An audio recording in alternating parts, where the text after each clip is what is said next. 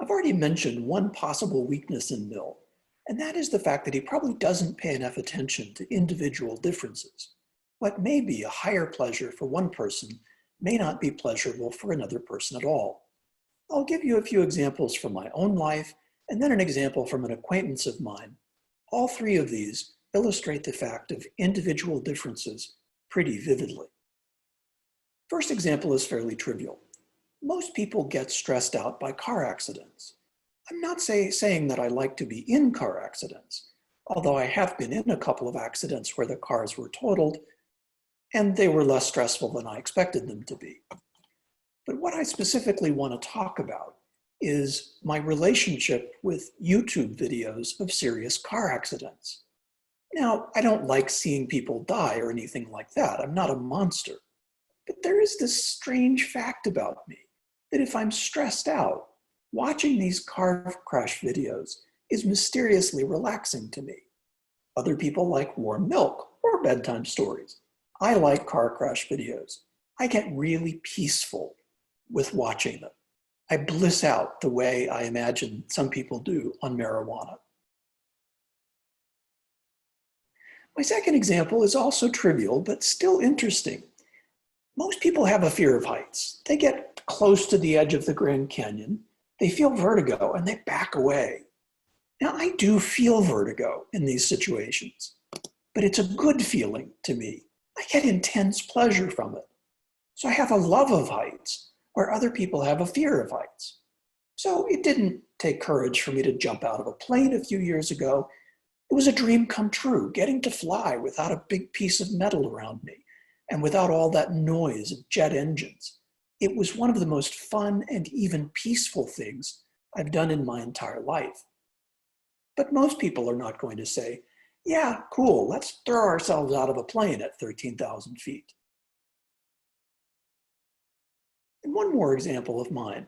When I got interested in philosophy in college, people said, well, whatever you do, don't try to study Kant's Critique of Pure Reason.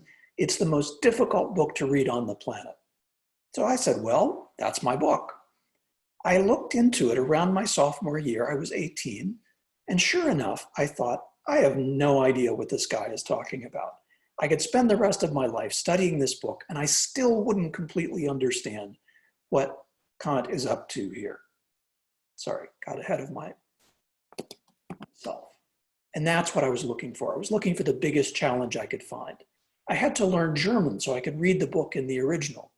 And of course, I've read a lot of other books since then, but I've come back to that book over and over again over the past almost 40 years because I take intense pleasure in how challenging that book is for me.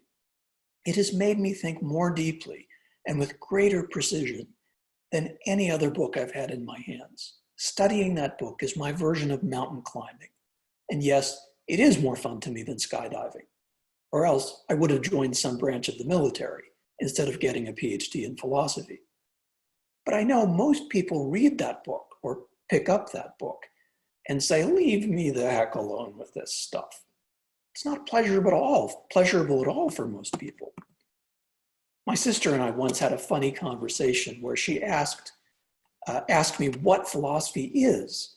So I gave her a little overview of the things that we talk about.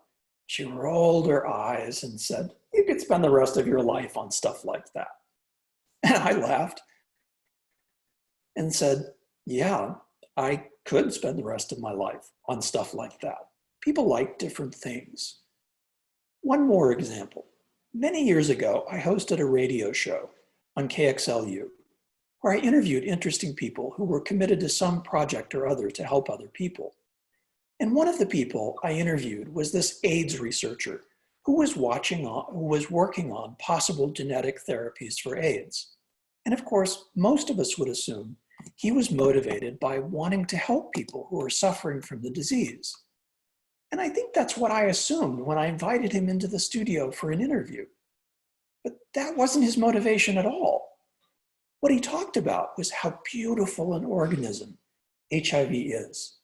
He was so excited about how much ability it has to mutate and survive.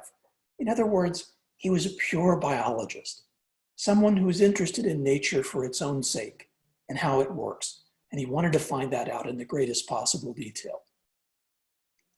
Now, there were other people in his research group who were working on the medications and other therapies. He was doing the basic science of figuring out how the virus works, how it's structured, what it does to survive. Now, I want to be really careful. I don't want you to draw the wrong conclusion from this story. I'm absolutely not condemning this man. Thank God there are people who are motivated to do the basic science, because we can't cure AIDS without understanding it first. And yes, nature is a beautiful thing in all its many forms. And what motivated him to do this work was admiring the beauty of nature. But he really didn't think much about the human beings who were suffering from the disease. He made a great research scientist. If I had HIV, I would not want him as a doctor, because treating patients is not his thing. My point here is about individual differences. Each of us has different lower pleasures and different higher pleasures, whereas Mill seems to imply that we'll all end up having the same higher pleasures. At least he's not careful to point to individual differences and what impact these individual differences might have on his theory. So let's note this as a possible weakness or limitation of Mill's theory. But the next video is about the most important and most serious weakness of the GHP, which I believe is right there in the GHP itself.